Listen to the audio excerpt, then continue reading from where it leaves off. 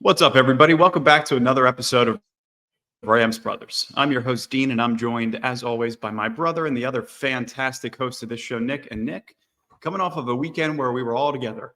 It was me, you, and Dad versus the world in SoFi Stadium. A lot of great Rams fans, tons of Eagles fans. But first and most importantly, how are you, my good brother? I'm good. It'd be nice to be 3-2, but I'll take 2-3 after playing three teams that were in the conference championship in a span of 4 weeks.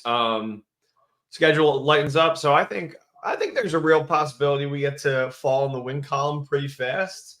I'm proud of I'm proud of this team. I'm a little less proud of the fans, but I'm proud of the team. I would love more Rams fans there, honestly. Yeah, I think when you put it into perspective, Eagles fans travel an insane amount. They will travel every single place. They like to take over a stadium and claim it their own. So that's just what they do. But when you put the season into perspective, I think that you understand you played two teams that were in the conference championship, another team in Seattle that was in the playoffs, another team in San Francisco, and the Bengals. Like that, this schedule is really impossible for the first 5 weeks. I think 2-3 is a pretty decent outcome considering the expectations of this season. And then now the schedule starts to lighten up. You got two back-to-back home games in the Cardinals and the Steelers, I believe. That's what you're looking up to. Just the fact that this team has put together a pretty decent sample size of offense, defense. Some of the younger players have stepped up. Cooper Kupp is healthy. All three weight-bearing walls are healthy. I think for the most part, it's about as good as it could have went to start off the season. And I think Rams fans do a really good job of packing the house when it's the Cardinals or a team that doesn't have a traveling fan base, right? Yeah. Because they're able to be the majority stakeholder of that building in that scenario. But I mean, when these other teams travel, it's unpreventable. These Ticketmaster prices and season ticket holders selling their tickets, it probably was one of the most valuable games to be able to sell from a season ticket perspective. So I understand, this is the Eagles, the Niners, the Raiders, the Steelers. They all have great traveling fan bases, nationwide fan bases, 40, 50 years of legacy.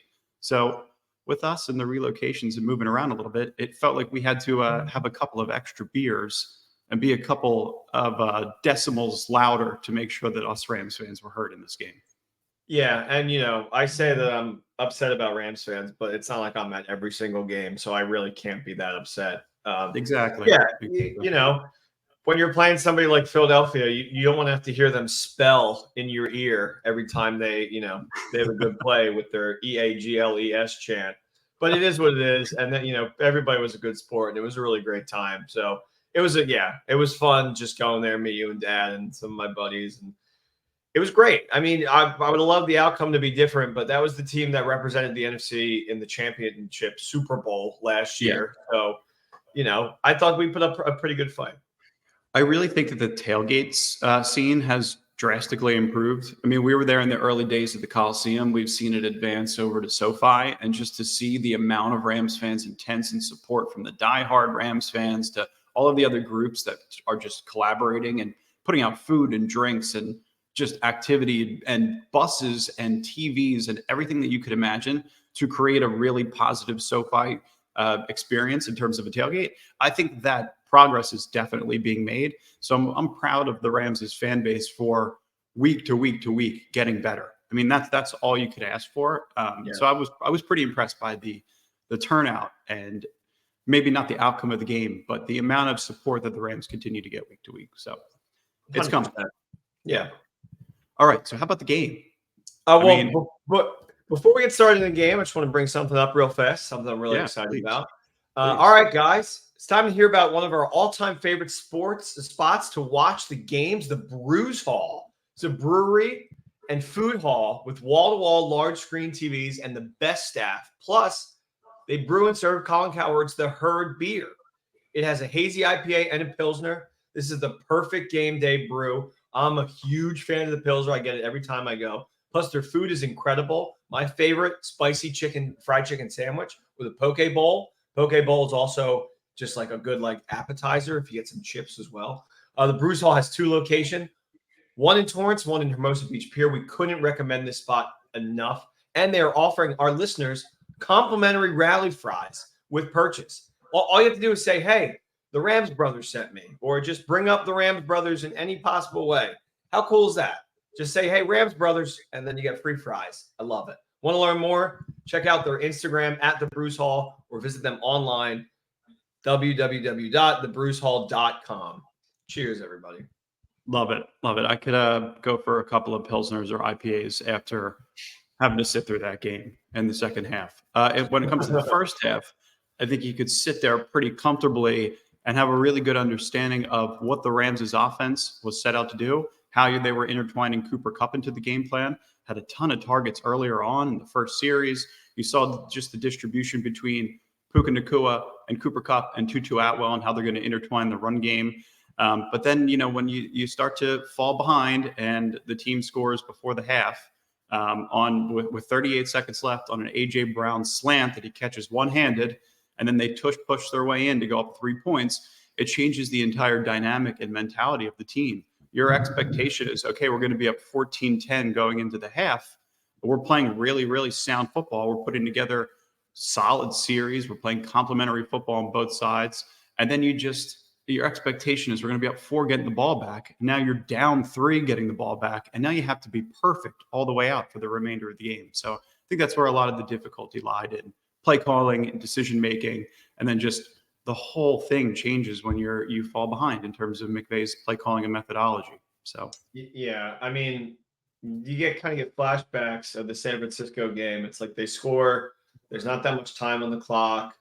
The opposing offense drives down the field, lots of penalties. So there's a very easy touchdown with like a yard left where they just get it no problem. And when you're that kind of defense where you have 31 seconds to hold them and you can't, it's just a really, really difficult way to win a game. Because then, even if the Rams scored and they made it 21-20 in the third quarter, I still have I at that point I have zero faith in our defense stopping the Eagles in in a 2-minute drill kind of way.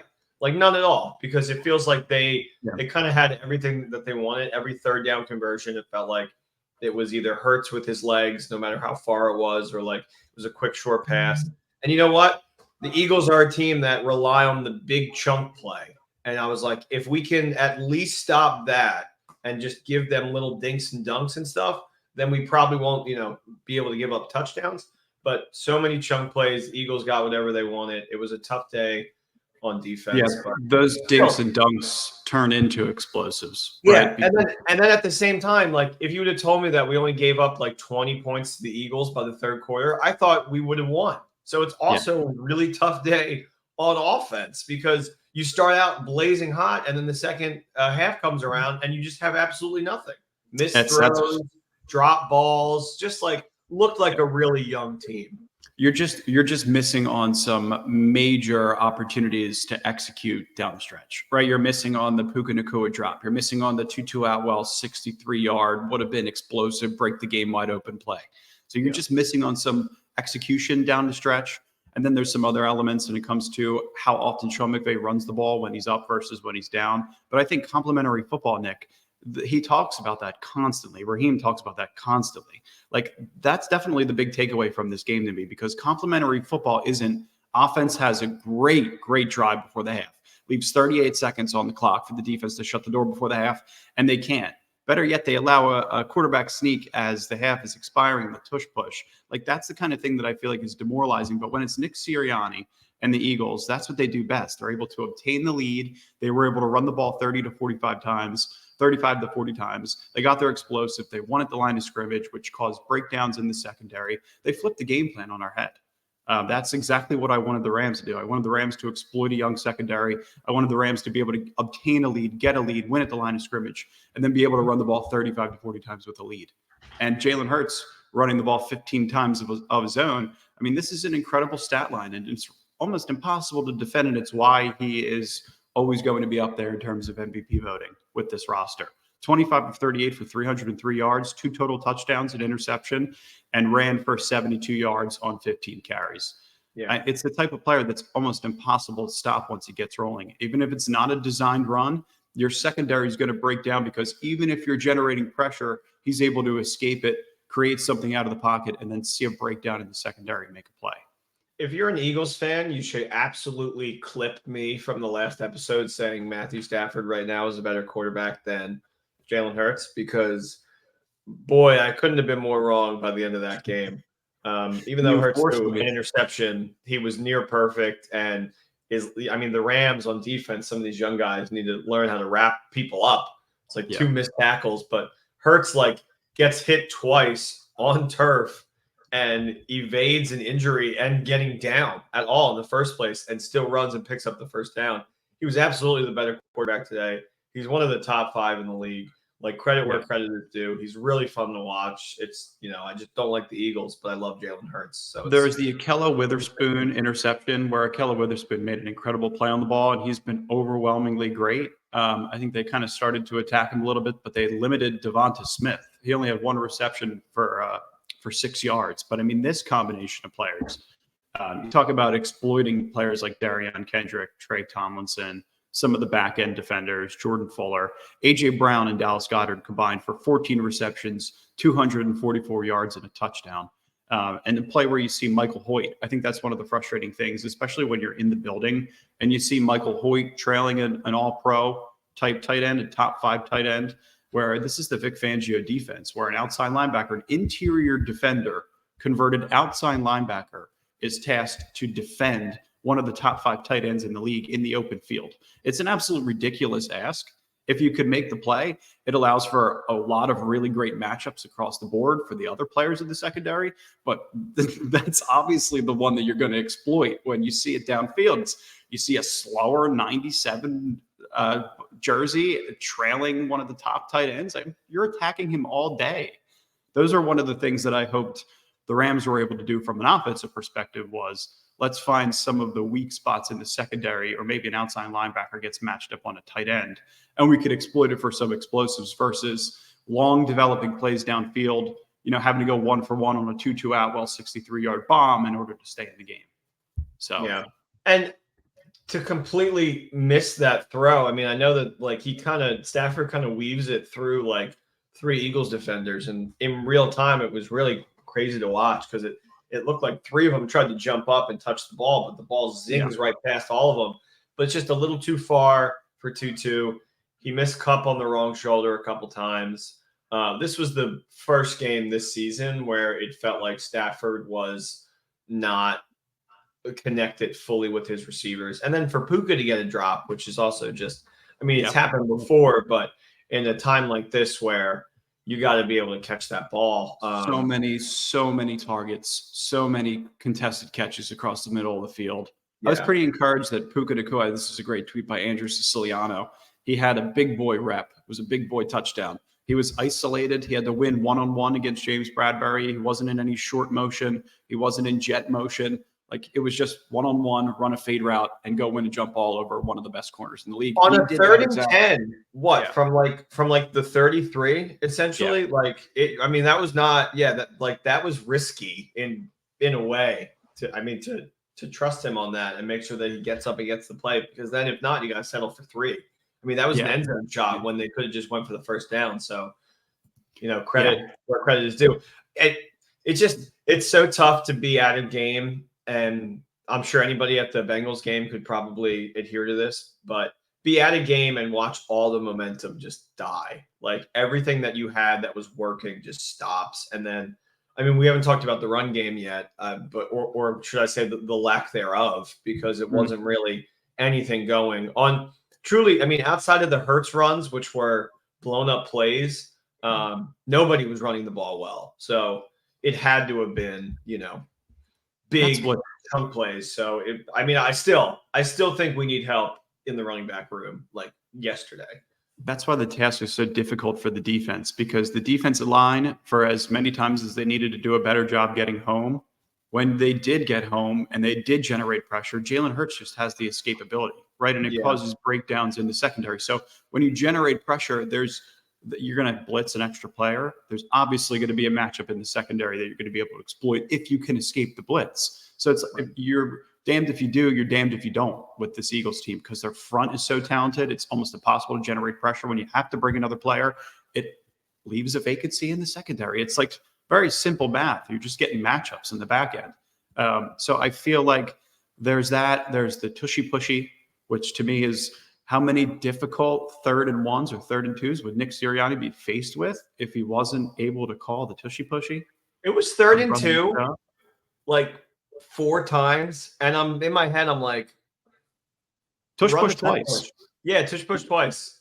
Twice. Like, why not? I mean, if they're not going to ban it when the offense can push and the defense can't push, I mean, it feels illegal. Even though I haven't said anything about it until it happened to my team. Until it happened to my team, I didn't care. But now I'm playing against the Eagles. I'm like, this is bull. I always kind of cared about it because Eagles fans claim it's only because Jalen Hurts can squat 600 pounds. That to me is to do with the giant offensive linemen that are literally pushing him. Well, yeah, it's like, we have a quarterback that could squat 600 pounds. That's why we're able to execute it so well. We're the only team in the league who's able to do it. And you have the second best front in football. It's 49ers, Eagles. Why should we be penalized for having strong offensive linemen? I don't know. Maybe because it's a rugby play. Hey, listen, it works. Okay, this team is good. It works and it's not illegal. It works and it's not illegal. The team executes it well. It's like betting Jalen Hurts anytime touchdown score. It works and it's not illegal. Oh my God, it's an automatic catch. This Eagles team is really, really talented. It's going to come down to Jalen Hurts making a couple big throws and avoiding the big turnover. We won the turnover battle. We won that 1-0. But in every other statistical category, the Eagles pretty much dominated. First downs, 3rd down percentage, time of possession, total plays, yards per play. Eagles were dominant.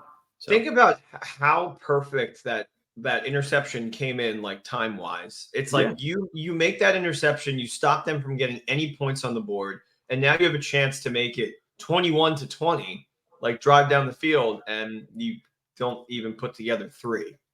Yeah, I mean, let's talk about the offense, right? Because to your point, they were particularly solid in the first half. I mean, to the point where we were saying this is our house, like to Eagles fans. EAGLES, Eagles, sucks. This is our house. My dad came up with a good one too to shut them up, which I thought was great. So it was every time they went EAGLES, Eagles, he would chime in with "lost the Super Bowl," and a lot of people were like, You could feel them die a little bit.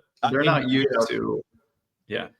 We know how hard it is to lose the Super Bowl and how tough it feels the following year, which is why they probably are so crazy and fly out for games like this.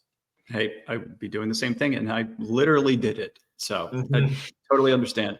I think the heart of us passionate Rams fans goes along with a passionate Niners fan, with a passionate Eagles fan. Like, it's just the same level of insanity. It's the same level of being a fan. So everybody who's there is insane a little bit. You're putting your faith into something you have zero control over. So agreed. Here's Matthew Stafford on the day. He was 21 of 37 for 222 yards, 2 touchdowns, no interceptions. The 2 Atwell and Puka Nacua touchdowns were the ones that he was able to slip into his back pocket. I'm always impressed with Matthew Stafford. He made a throw to Cooper Kupp on the sideline, that 39-yard gain that we saw just play develop. Oh my God, Cooper Kupp's wide open, just an outbreaking route down to the sideline. And Stafford laid it right over his shoulder, right into the breadbasket. He's an incredible – Matthew Stafford's an incredible player. When you don't have a run game, though, and especially when you move away from it and become so one-dimensional when you fall behind, that's when Matthew Stafford gets exposed. That's when he throws the interception. Per Jordan, she's looking up stats on True Media last night. When the Rams are up at least 7 points, they run the ball on 58% of the snaps. It's tied 6th with the 49ers. But when the Rams are down at least 7, they run on 16.3% of the snaps, which is the 3rd lowest in the NFL. So that is the epitome of younger brother Madden syndrome. My God. It is, I am terrified and I need to score points immediately and I have to do it in the air because that way it'll be done fast. That is bad. This one's even worse. They run on 23.6% of plays when they're only down by 3 points, which is the 4th lowest at the NFL. That's also really bad because that's only 3 points. I mean, there's your weakness. That's the weakness of this offense. Kyren Williams had 13 carries for 53 yards and an average of 4.1 yards per carry. You know what Sean McVay would say, I think, if he was here right now and he was being honest with us? he would say if I trusted my run game more, those numbers would be higher. Maybe you should, Sean. You gave Ronnie Rivers 1 carry for 1 yard. You gave Kyron 13 for 53 yards. You weren't trailing for a large deficit for a big portion of this game. You were down 3 points going into the half, and you got the first possession coming out of halftime. Like, your run percentages can be up. You can get yourself into field goal range. You can convert on some of those harder 3rd and short, 3rd and 5, whatever it may be. You got to get creative in those situations, and you got to be able to, at least if you're going to throw on 3rd and 2, you got to be able to be consistently in those situations and get yourself high percentage pass plays. Instead of just like that Puka drop on 3rd and 10 or 3rd and 7 or whatever it was, 3rd and long. You're dependent on a rookie receiver who's playing the 5th game of his career to make the biggest catch of the game. So maybe if your offense was in a better position 2 plays prior and you were in a 3rd and 1, a 3rd and 2, you could push, you could run the ball up the gut, and you're a more sustainable offense throughout the whole period of the game. I don't think we should fault Sean for trusting Puka in that situation, though, because no. Through 4 weeks that I'm he just saying can't be that guy. The percentages to execute are lower because of the longer distance. That's all I'm saying. Yeah. And I mean, and that's being better on 1st and 2nd down and coming up with more creative runs. Like jet sweep, I see the jet sweep Monday night. I see it Sunday night, and I'm like, what would we just abandon it? Like, you have Cooper Kupp back, like, it doesn't have to be a Kyron run up the gut. Like, just change up the kind of run. Like, you're creative, we were watching. Do you remember when we were sitting in your apartment? We were watching the highlights of the Rams-Eagles game from 2020, where they ran. So they had jet motion, and they had a running back for play action. So you ran play action, then you ran the jet motion, and then I think they flipped it backside to Robert Woods, who was also coming in motion, which was a delayed motion. So everything was in sync. Everything was timed up appropriately. Robert Woods caught the reverse and literally walked into the end zone. Yeah. So that was some of the creativity that I was expecting. Because you know what the Eagles are, right? Not a ton of motion. It's a busted play. Jalen Hurts could do whatever he needs to do. And they have 2 of the top pass catchers in the league and a great running game.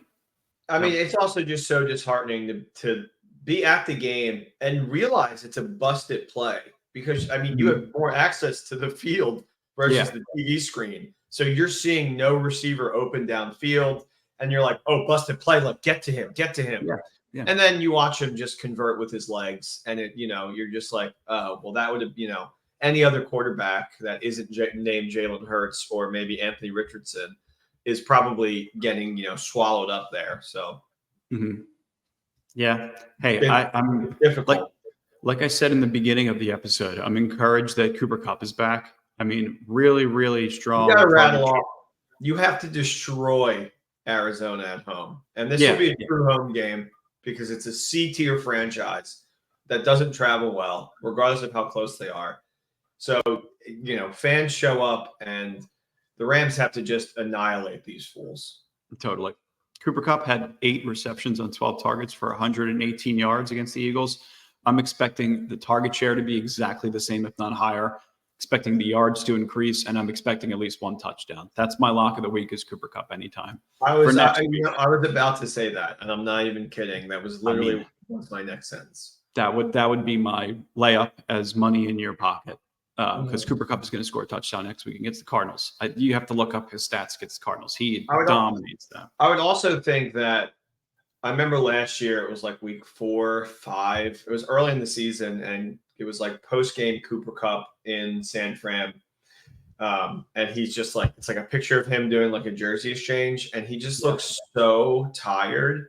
Yeah, I remember that one. Because he's like the entirety of the offense.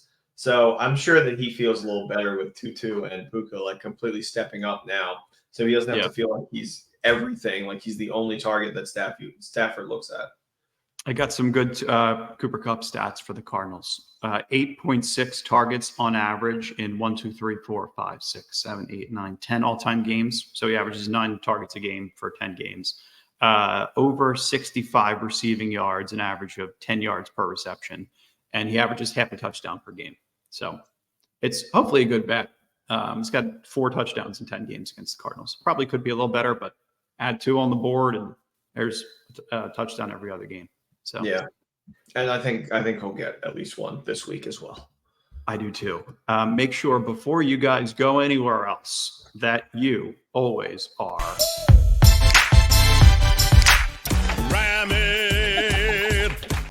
liking and subscribing. Eagles fans, Rams fans, Niners fans, whoever the hell you are, you want to watch the podcast, please join us, subscribe, like. Yeah, hate watch it, do whatever you want. I don't care as long as you watch it and like it and subscribe. And don't forget, guys, if you go to the Brews Hall in Torrance or Manhattan Beach, just mention the Rams brothers and you get free rally fries. I mean, that's got to be one of the coolest things that we ever did for you, potentially. Yeah, Nick, we need a live video for when you're in Hermosa and you just say Rams brothers and they come out with a whole plate of fries.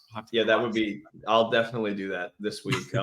I'll make sure that I get a plate of rally fries to take a picture of. Rams brothers the fry. Yes, similar to Rams brothers the cookie, which was rather delicious. Thank you. Shout out Becker's Bakery. Shout out Becker's Bakery. Hey, look, we got some partners, got some sponsors. We're going to get a win next week, guaranteeing it. We're going to get back to 500. And then we got another home game coming up. So good things coming. Back to 500, hopefully. And we got a lot more coming your way. Appreciate you guys always. Thanks for watching, everybody. Horns up. Peace. Go Rams.